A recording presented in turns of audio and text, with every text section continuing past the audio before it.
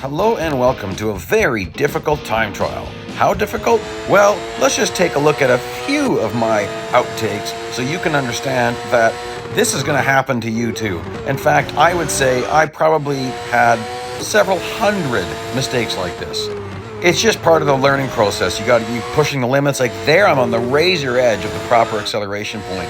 There, blowing the braking point. Here, that's a top guy there I'm trying to catch up to. So let's do the full run, then the breakdown. One thing I want to say about this car, extremely small margin of error.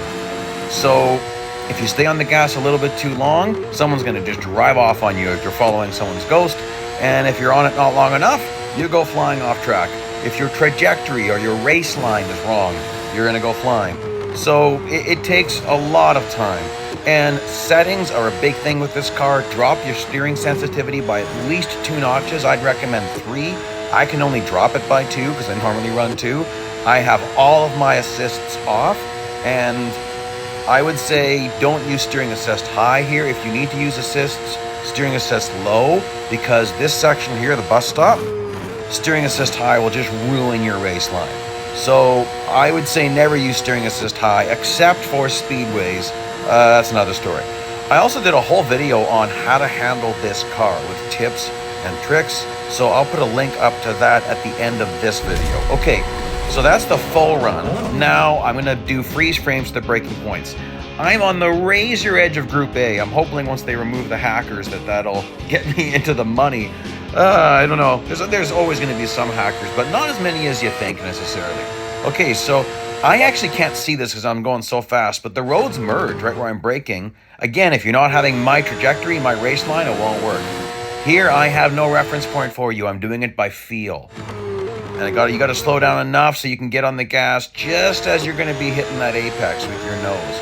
This corner's never a problem. Not for me. I mean, you can easily take this full throttle. Now, watch on your left, the road, I am braking just as that's ending, and again, getting back to the throttle just as that apex is starting. That one's tricky. And then here, you want to take 2 tires off track. I haven't been doing that on the other corners. This one, you need to increase your drive on to the speedway here. And look, you can see that's where I finally am beating my ghost. Still, not by much, but like a 1/10 of a second difference getting back to the gas will make a big difference on a run like this.